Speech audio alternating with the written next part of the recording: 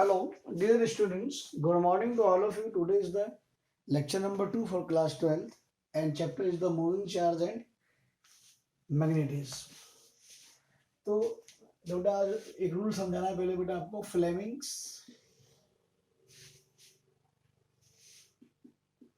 Fleming's left hand rule to determine the direction of force. तो ये वैसे तो आपके पास 10th क्लास में भी था। तो बेटा फ्लेमिंग का लेफ्ट हैंड रूल जो स्पेशली है आपके लिए, किसी चार्ज पार्टिकल या जब किसी करंट कैरिंग कंडक्टर वायर को अगर हम मैग्नेटिक फील्ड के अंदर रखते हैं तो उसके ऊपर लगने वाली फोर्स क्या होती है, इसकी डायरेक्शन क्या होती है, ये फाइंड आउट करी जाती है। तो इस रूल के अकॉर्डिंग आप जो लेफ्ट हैंड होता है बेटा उसका जो लेफ्ट हैंड होता है उसकी 4 फिंगर और सेंट्रल फिंगर और थंब आप स्टेज बेटा इस प्रकार से करते हैं कि all 3 finger will be perpendicular to each other. तो थंब और सेंट्रल फिंगर परपेंडिकुलर है, 4 फिंगर एंड थंब परपेंडिकुलर है और सेंट्रल फिंगर और थंब जो बेटा वो आपके पास परपेंडिकुलर में है। करेक्ट।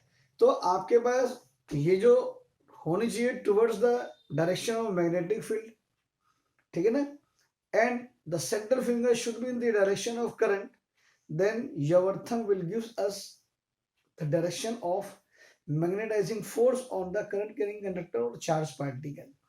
अब तो अगर आपके पास पॉजिटिव चार्ज पार्टिकल है और अल्फा पार्टिकल है तो जिस डायरेक्शन में मोशन होगा पॉजिटिव चार्ज का अल्फा पार्टिकल का, तो डायरेक्शन होगी करंट की बेटा हम उसी डायरेक्शन में ले लेते हैं। लेकिन अगर नेगेटिव चार्ज पार्टिकल या कोई बीटा नेगेटिव चार्ज पार्टिकल और जो बीटा पार्टिकल होगा उसकी डायरेक्शन जो भी होगी करंट की डायरेक्शन उसके जस्ट अपोजिट होती है। कारण क्योंकि बेटा बीटा भी एक नेगेटिव पार्टिकल है और अगर चार्ज पार्टिकल नेगेटिव है तो करंट बेटा हमेशा इलेक्ट्रॉन के जस्ट अपोजिट डायरेक्शन में मूव करता है। तो this is the Fleming's left hand rule. अब बेटा आज हम जो बात करेंगे बेटा लॉरेंस फोर्स की बात करेंगे।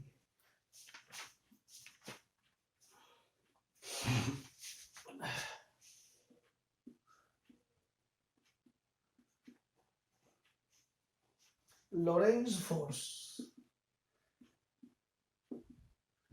तो लॉरेंस फोर्स कोई कुछ भी नहीं बेटे, मान लीजिए बेटे कोई एक पार्टिकल है आपके पास, वो स्पेस में है और उस स्पेस के अंदर बेटा आपके पास इलेक्ट्रिक फील्ड और मैग्नेटिक फील्ड दोनों ही हैं। तो बेटा जब इलेक्ट्रिक फील्ड और मैग्नेटिक फील्ड अगर स्पेस में दोनों ही है तो किसी भी चार्ज पार्टिकल पर जो बेटा फोर्स लगेगी वो दोनों ही लगेंगे, इलेक्ट्रिक फोर्स भी लगेगी और मैग्नेटाइजिंग फोर्स भी लगेगी। तो बेटा जो इलेक्ट्रिक फोर्स एक चार्ज पार्टिकल पर लगेगी वो इलेक्ट्रिक फोर्स को बेटा हमने मान लिया एफ ई। तो जो एफ ई होगा बेटा वो क्या होगा आपके पास क्यू डॉट ई। कारण बेटा सबसे पहले फॉर्मूला हमारे पास E is equal to F upon Q naught. तो यहां से बेटा एफ इज इक्वल टू क्या हो जाएगा क्यू नॉट ई। तो जो मैग्नेटाइजिंग फोर्स होगी, जो मैग्नेटिक फोर्स होगी अगर आपके पास मैग्नेटिक फील्ड भी है वहां पर, सॉरी मैग्नेटिक, हाँ, तो एफ एम जो होगा बेटे वो Q V B sine theta, और इसको बेटा अगर हम लिखेंगे तो F M is equal to Q into V cross B, ठीक है ना। तो जो टोटल जो आपके पास जो लोरेंस फोर्स होगी, लोरेंस फोर्स बेटा कुछ भी होती है, यानी कि टोटल फोर्स जो होती है किसी भी चार्ज पार्टिकल पर वो लोरेंस फोर्स कहलाती है। तो उसके ऊपर लगने वाली कौन कौन सी force, electric force and magnetic force. तो जो टोटल लोरेंस फोर्स होगी, जो टोटल लोरेंस फोर्स होगी वो F is equal to F E plus F M के बराबर होगी। तो बेटा एफ ई कितना है बेटा हमारे पास Q dot E vector plus Q dot V cross B. अगर बेटे यहां से अगर हम क्यू को कॉमन निकाल लें तो बता बेटे E vector plus V cross B आपके पास बचेगा या नहीं बचेगा। आप इसको इसी फॉर्मूले को बेटा उसमें लिख लीजिए, आप मैग्नीट्यूड में लिख सकते हैं F is equal to Q E plus V B sine theta, क्या दिक्कत है इसके अंदर? ठीक है ना। अब थोड़े केस वन लेते हैं। सबसे पहले केस वन क्या लिया आता है? when EBV,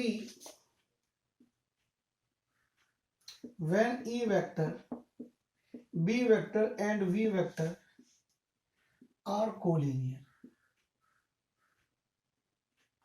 कोलिनियर मीन्स अगर इलेक्ट्रिक फील्ड, मैग्नेटिक फील्ड और वेलोसिटी वेक्टर तीनों के तीनों ही एक ही डायरेक्शन में हैं, तो उसके ऊपर जो जब यानी कि जब एक ही डायरेक्शन में है तो थीटा तो बेटा आपके पास 0 हो गया। अरे तो बेटा ये वाला तो फैक्टर ही तुम्हारे पास खत्म हो गया, तो बचा गया बेटा अगर हम इक्वेशन नंबर 1 से ले हैं हम, ठीक है ना, तो जो आपके पास जो हो गया बेटा वो आपके पास क्या हो गया? तो बेटा अगर आप इस इक्वेशन नंबर 2 से लीजिए, आप फ्रॉम इक्वेशन 2 से, तो साइन 0 की वैल्यू 0 हुई नहीं हुई, तो बताओ बेटा F is equal to Q E plus 0, तो F इज यानी कि टोटल लोरेंस फोर्स बेटा मात्र क्यू डॉट ई हुई है, नहीं हुई। और also by Newton's second law, जो न्यूटन सेकंड लॉ होता है बेटा F is equal to m dot a होता है, तो बताओ बेटे Q dot E is equal to m dot a हुआ क्या? तो इस फॉर्मूले से बेटे A is equal to Q dot E upon, तो बेटे ये एक्सप्रेशन हुआ एक चार्ज पार्टिकल पर। अगर बेटे इसी को आप वेक्टर फॉर्म में लिखना चाहें तो आपके पास क्या बन जाएगा? ए इजी और a is equal to Q dot E vector upon M. तो ये बेटा आपके पास पहला केस हो जाता है, ठीक है ना। चलिए बेटा थोड़ा सा दूसरा केस ऊपर ले लेते हैं लोग।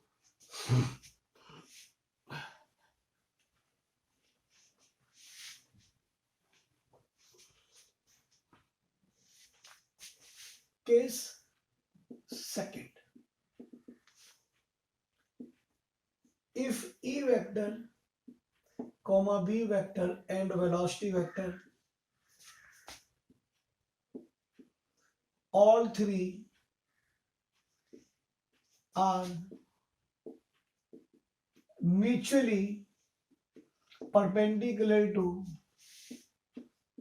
each other, अगर E वेक्टर यानी कि इलेक्ट्रिक फील्ड, मैग्नेटिक फील्ड और वेलोसिटी वेक्टर बेटे तीनों ही एक दूसरे के परपेंडिकुलर होते हैं, तो जो इलेक्ट्रिक फोर्स और जो मैग्नेटिज्म फोर्स होती है बेटा वो अपने आप को इस तरह से एडजस्ट करती है कि वो तीनों ही लगने वाली फोर्स एक दूसरे की, दोनों ही फोर्स एक दूसरे के बराबर हो जाती है। अब तो बेटे जब परपेंडिकुलर, तो बेटे हमारे पास ये एफ ई का फॉर्मूला तो बेटे क्यू डॉट ई हो गया, और एफ एम का फॉर्मूला क्या आ गया बेटे? Q V B sine theta. अब थीटा की वैल्यू परपेंडिकुलर तो 90 और साइन 90 की वैल्यू क्या बेटा हमारे पास 1 है, और इस क्यू से हमारे पास क्यू कट गया, तो बताओ बेटे E is equal to V into B 1, तो बताओ बेटे velocity is equal to E vector upon B vector हुई या नहीं हुई।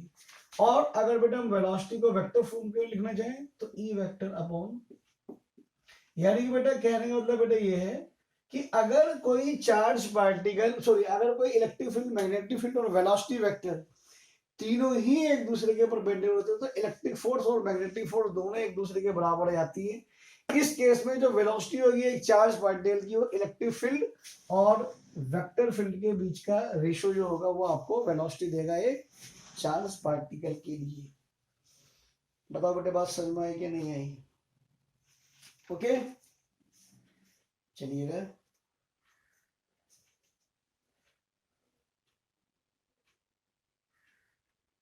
और जो बेटे इस केस के अंदर बेटे एक बात और होगी, जो चार्ज पार्टिकल जो मूव करेगा वो लीनियरली करेगा, यानी कि कोई भी पाथ उसका चेंज नहीं होगा, जिस भी डायरेक्शन में जाएगा यानी कि स्ट्रेट जाएगा तो बेटा स्ट्रेट ही वो जाता रहेगा, ठीक है ना।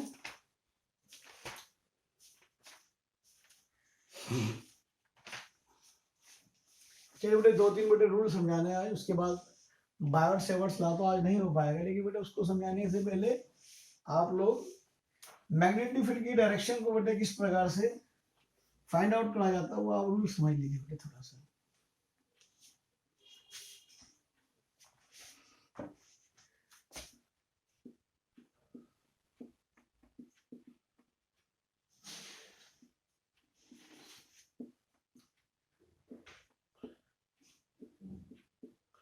determine the direction of magnetic field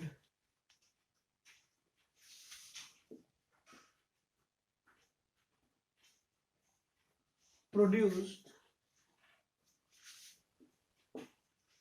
by a current carrying conductor. तो करंट कैरिंग कंडक्टर की वजह से क्या डायरेक्शन होगी एक मैग्नेटिक फील्ड की, हमें फाइंड आउट करना है। तो जो पहले रूल है बेटे, it is the most important rule. Note बेटे, ये जो बेटे जो रूल्स होते हैं बेटे आपके 12th क्लास में कभी बेटे एग्जाम में पूछे नहीं जाते, इनकी एप्लीकेशन आपको इसका यूज करना आना चाहिए। तो जो पहला रूल होता है बेटे वो right hand palm rule. Right hand palm rule.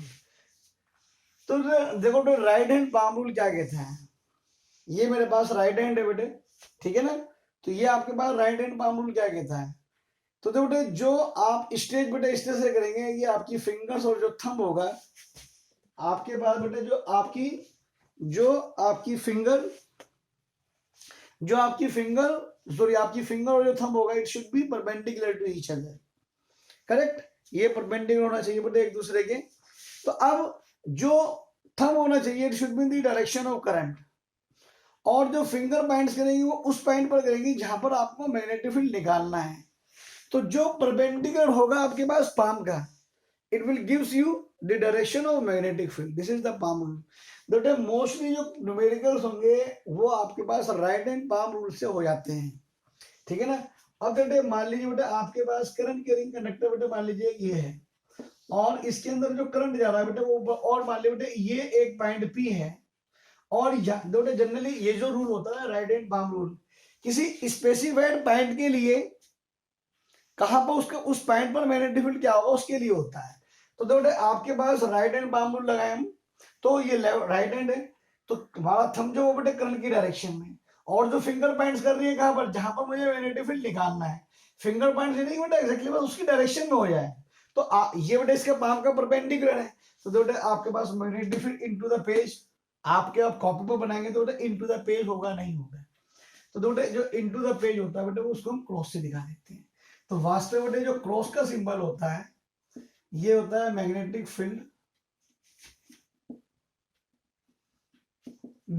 Field, perpendicular and into the page, और इनवर्ड डायरेक्शन, इसको आप इनवर्ड डायरेक्शन भी कह सकते हैं। तो यानी कि यहां पर जो मैग्नेटिक फील्ड होगा वो परपेंडिकुलर टू द पेज होगा। अब बेटा अगर मान लो बेटा एक पॉइंट में अब आपके पास यहां पर ले लेता हूं क्यू, अब बेटा मान लीजिए बेटा मुझे यहां पर मैग्नेटिक फील्ड निकालना है, तो बेटा राइट हैंड पाम रूल लगाते हैं, तो मेरी फिंगर हो गई पॉइंट क्यू की तरफ, तो बेटा इसका पाम का परपेंडिकुलर ये हुआ नहीं हुआ, तो बेटे ये जो हो जाता है बेटे इसको हम दिखाते हैं ये भी हमारे पास बी है, और ये भी बेटे मेरे पास बी है। तो बेटे जो डॉट का सिंबल होता है, वो शो करता है magnetic field perpendicular and out to the page. क्या बेटे आउट टू द पेज है, और आउटवर्ड डायरेक्शन पर है। कहा है बेटा आउटवर्ड डायरेक्शन है। तो ये बेटा right hand palm rule, that is very very very important rule, ठीक है ना। चलिए अब आप अगर बात करें बेटे एक सेकंड रूल और होता है बेटे, वो समझ लीजिए।